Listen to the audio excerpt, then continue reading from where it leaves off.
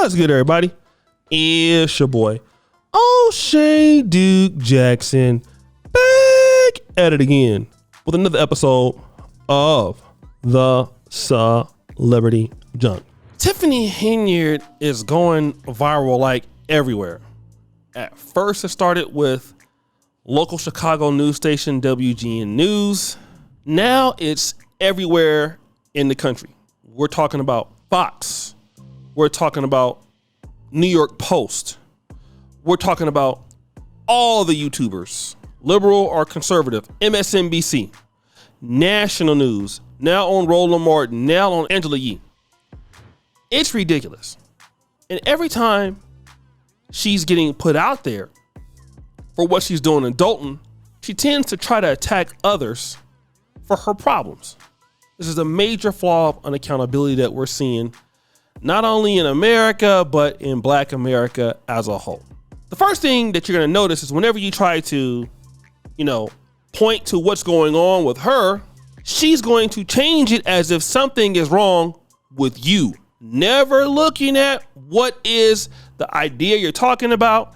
You don't even have to be insulting her, all right? But she's always going to put it to that perspective. Now, mind you, in these meetings, what she does is insult the trustee members there. She talks down to people, the residents. And there was a resident that is also a trustee that recently did an interview with NBC Chicago, okay? And listen to what she's going to talk about.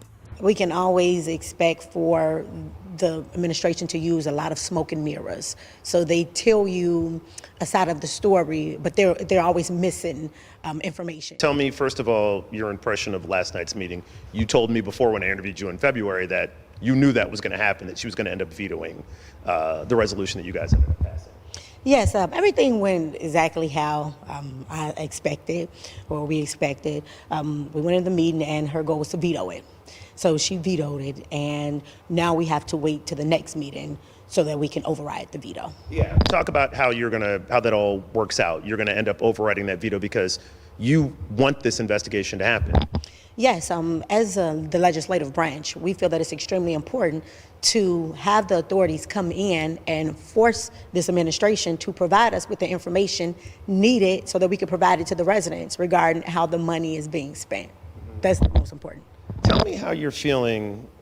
I'm assuming you've gotten used to these meetings and not kind of being stripped of power and control. But give me your impression of last night's meeting, besides just the veto. How did you feel that meeting went?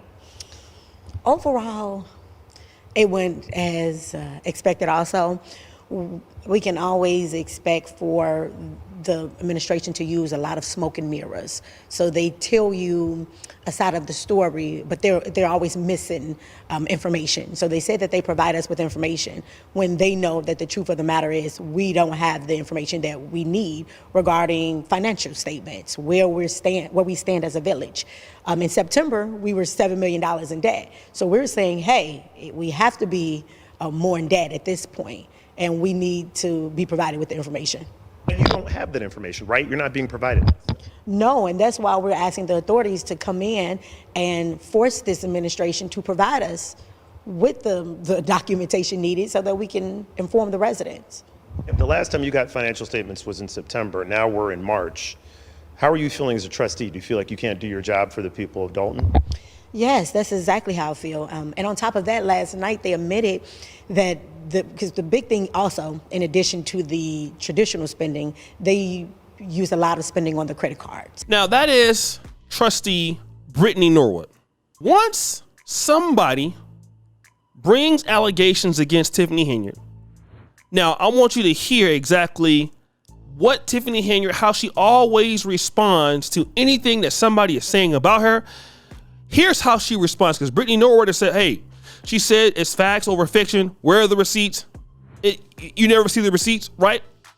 Listen to how Tiffany Henyard responds. I want to say thank you to the residents of Dolton for keeping me in your prayers. Thank you for loving on me, sending me uplifting messages. I do need that. As you can see, our village, our community, myself, we are under attack. It's a shame that people can come to meetings and just tell one-sided stories and not get the entire side of both stories. In the next week or two, you will hear myself speak to anything anyone has spoken about me, anything anyone have put out there, because it's facts over fiction for me. So I will state facts, I will show receipts, and I will make sure that our community is back together as one, because there's always one band, one sound. And I don't want people to get away from loving on each other, because there's so much hatred in the world that it amazes me how people can get together and come to a board meeting and just have hate in their heart and not love on each other, try to uplift one another. So my goal is to still continue to do that. What I ran for office for, I ran because I was and still am the people's mayor. I would not stop loving on you and providing a way for you. I wish that people would put facts out there, such as the money that we win and we got awarded. We don't have it. It's coming down the pipeline now for our community. All the programs that we create, all the housing issues that's in our community that we are standing in the fire for. I also want people to know that we help pay your light bill, gas bill, water bill. We even help you bury loved ones. We even did a mortgage and rental assistance, which was really, really dope. A lot of people came out to get assistance. These are things that people don't tell you that we do. Mental health. You guys know I'm really big on helping people get through whatever that issue is in their life at that moment, because people need help now. They don't need your help when you win or when you're successful. They need you when they're going through their hardship. And that's what I always have done, and I'm going to continue to do. Lead my people, provide a way for them, and go get resources and bring back to community, because right now the Black and brown communities are always last to get anything. And right now, today, our communities are first to get things that normally the other communities will get before us. We have been awarded the most in the state of Illinois, a 6.8 for our village of Dolton and 9.2 for Thornton Township. The most out of any mayor, the most out of any supervisor. So when people talk all these things, it's all gossip. And I get it, because all y'all are here. People like run off of negativity or he say, she say stuff. I don't sit at tables that people talk about people. I sit at table where we talk about uplifting and how we're going to build a community. And that's what I want my people to learn and grow into, because right here, this moment, talking about other people not going to get you anywhere. You would never grow by just trying to put dirt on somebody else. Now, don't get me wrong, that dirt going to help somebody else, because they need dirt to grow themselves. But I just want people to know, like, stop with the mess. Because at the end of the day, we still going to be a village. We still going to be here when all the cameras leave. We're still going to be a community. And we still going to take care of thy neighbor, no matter what. But right now, it's nothing but a show. And it saddens my heart to just see that people focusing on just the minute things, the things where you got to throw your hand, throw your rock and hide your hand. And that's what's going on in our village. And to my staff, I apologize for all the mess that the Board of Trustees have created as it relates to people coming into our community and basically harassing you guys. All right, quiet down, guys. Quiet down. Quiet down. You have to listen. If you don't want the message, down, you don't have to take it. But I apologize for that, because a lot of that's going on, and that's the stuff that you guys don't see, and it's the tunnel vision that I'm speaking of.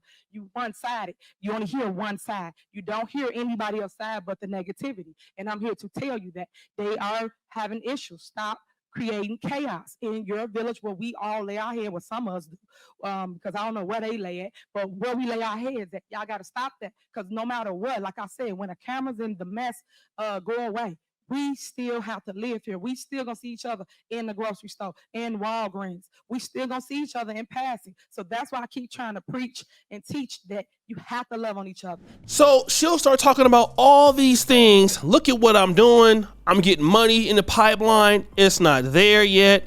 I'm paying rent. I'm doing all these things, which if you are doing those things, congratulations. What we're talking about is something different. They're talking about the things that you are not doing or things that are hurtful to the village of Dolton. That is what she's dealing with, Britney Norwood. She's dealing with the fact that you're not providing receipts. We can't see what the spending is.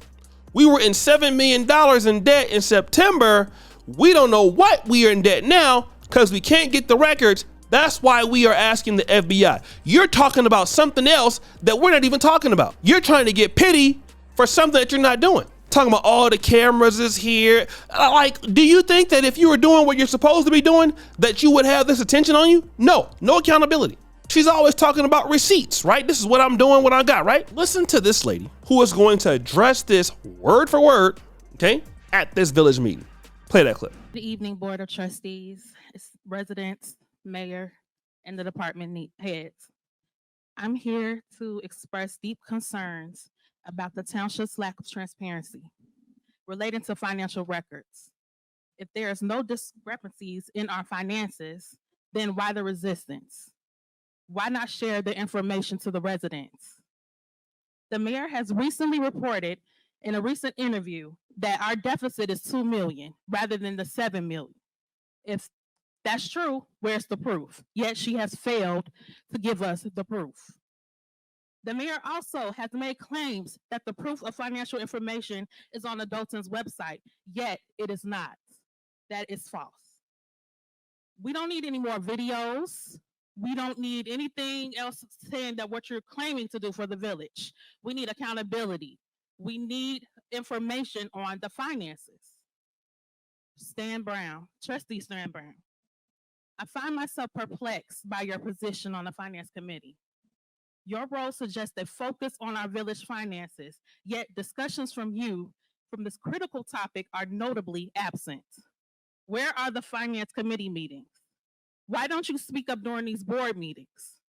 Where are the financial reports? Surely you should have that information, right? Why don't we have it? I urge you to refocus on the financial health of our community and share with us your actions and plans for enhancing transparency. Trustee Holmes, I must ask, what do you believe your role to be? As a public servant, your role is to represent the residents' interests, yet your actions don't align with our concerns and our needs. As an activist, you should be driven to tackle injustices and push for significant changes in our township. I urge you to align your efforts more closely with our community's pressing needs. To the residents, continue to speak up, speak out, do not be afraid. We demand transparency, and that's what we should get. Thank you to the trustees for what you are doing, the rest of you all. Thank you for continuing to fight on our behalf, and we appreciate you. Thank you. Oh, yeah. You hear that? You always say where the receipts at. Ain't no receipts. You always talk about let's talk facts. Get your facts together. Where are the facts? You don't have anything to prove it. Even Roland Martin said, hey, I reached out to the people to get X, Y, and Z. We couldn't get anything. We can't get nothing. Nothing that you're talking about. Zero.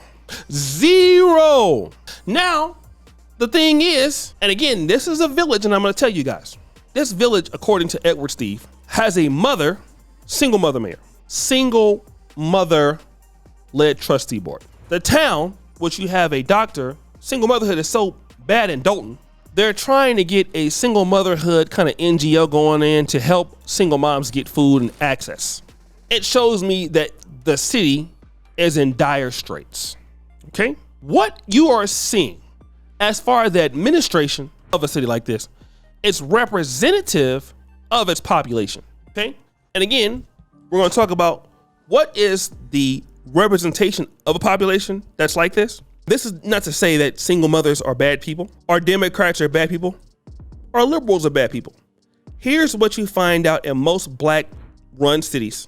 When there are issues that come about, no accountability. That's what you see, okay? There is typically no respect for authority or others and no accountability, right?